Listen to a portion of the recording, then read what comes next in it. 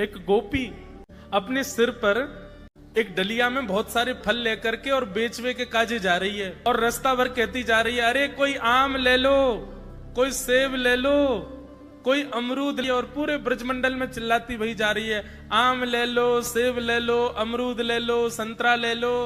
उस स्वर को जब नंद नंदन ने अपने नंद भवन में क्रीड़ा करते हुए श्रवण किया, नन्हे से गोपाल जी हैं, केवल 3 वर्ष की आयु है ठाकुर जी के, मोटे मोटे पाम, मोटे मोटे हाथ, ठाकुर जी को नेक्स्ट सो पेट, बटुआ सो मुंह, और ठाकुर जी क्रीड़ा कर रहे हैं। और क्रीड़ा करते करते तोतली बानी में यशोदा मैया ते कहने लगे, बोले मैया मैं फल खरीदवे जाऊंगो। मैया बोली लाला ऐसे ना हो मिलो करें, फल बेचवे वाले को कछु देनो पड़े, तेरे पास तो कछु है ना है, तू कमावे धमावे तो है ना है, इतना बड़ो है गो, अब वो घर में बैठो रे, 3 वर्ष के हैं ठाकुर जी बस। ठाकुर जी बोले मैया जे नंद भवन कौन को है? बोले तेरो है।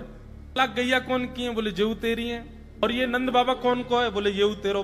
और मैया तू कौन की है? बोले मैं भी तेरी हूँ। मैं इतनी सबरी संपत्ति को मालिक हूँ, तू यूं कैसे कह रही है? मैं जो कमाऊं धमाऊं ना, ये सबरो मेरो ही है मैया। और मैया देख आज मैं तेरे सामने फल खरीद के लाऊंगा। बोली जा, मैं भी तो देखूं कैसे जाएगा। सो ठाकुर जी फल खरीदने के लिए जा रहे हैं नन्हे से ठाकुर जी। और कहाँ लेके जा रहे हैं? बोले जल्दी से जहां पर सारे सामग्रियां रखी जाती है, ऐसे सामग्री गृह में गए और वहां से 2 मुट्ठी गेहूं अपने हाथ में भर के, और नन्हे से 3 वर्ष के ठाकुर जी इतने इतने से हाथ ऐसे अंजलि में गेहूं भर के, और ठाकुर जी अपनी मटकीली सी चाल बाकी अदा से उछलते कूदते भय और फल बेचवे वाली के पास फल लेवे जा रहे हैं। यशोदा मैया एक झांक करके एक तरफ से ठाकुर जी की इस लीला को देख रही है। अब कूदते भय ठाकुर जी जा रहे हैं। जितने गेहूं लिए, कितने गेहूं आए होंगे ठाकुर जी के हाथ में? ज्यादा से ज्यादा आए होंगे 25-30। और वो यूं उछलते उछलते गए, सब गिर गए।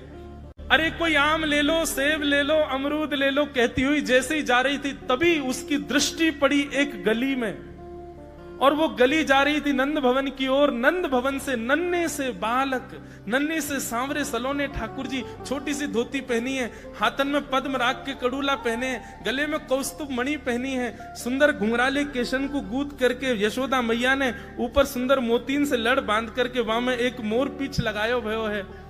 नन्हे से ठाकुर जी इतनी व्याकुल भरी दृष्टि से देख रहे हैं उस फल बेचने वाली को कि कहीं चली ना जाए, वहां से पहले मैं जाके आते फल ले लूं।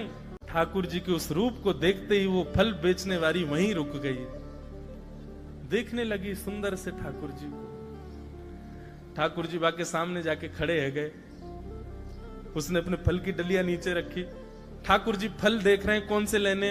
अब उंगली करके ठाकुर जी करें, जेवारो दे दो, जेवारो दे दो, ये दे दो, ये दे दो, करते करते करते पूरी डलिया ही कह दी। बोले सबरी दे दो। गोपी बोली अरे लाला ये सब ऐसे ही ले जाएगो, कछु देगो ना मोकू? अरे ऐसे ना मिलो करे, कछु देनो पड़े, चल कछु दे मोकू तभी मिलेगी।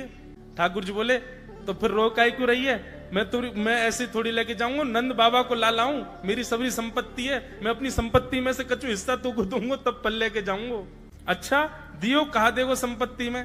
तो जितने गेहूं ठाकुर जी भर के लाए वहां में से केवल एक बचो ठाकुर जी के हाथ में। और ठाकुर जी मुट्ठी खोल के वो एक गेहूं ले में, और बड़े संकोच वश कि अब एक ही बचो, कहा करूं, ले जे है उस एक गेहूं के दाने को अपने हाथ में लेकर के कोमल से ठाकुर जी की उस मुखाकृति को देख करके वो फल बेचने वाली की तो सुध बुद्धि चली गई। ठाकुर जी बोली अरे नजर लगावेगी मुकू, चल जल्दी फल दे दे। बोले फल दे तो दूं, लेके कैसे जाओगे? 4 आम के बराबर के तो तुम स्वयं हो, एक आम के ऊपर एक ऐसे 4 खड़े कर दूं तो इतने बड़े तो तुम खुद ही हो, कैसे लेके जाओगे? ठाकुर जी बोले बड़ी चिंता। तभी गोपी ने की अच्छा आओ मैं दूं।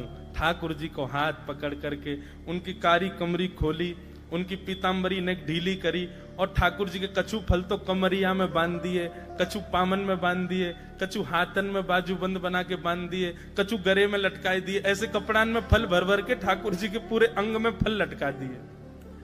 अब ठाकुर जी को पेट तो है गयो ऐसो, यहाँ ते कमर निकल रही है, पीछे ते निकल रहा है, पीछे बस्ता की तरह वहां में कपड़ा में फल बंधे भये हैं, हाथन में बाजू बंद में भी केला आदि आदि सब बंधे भये हैं।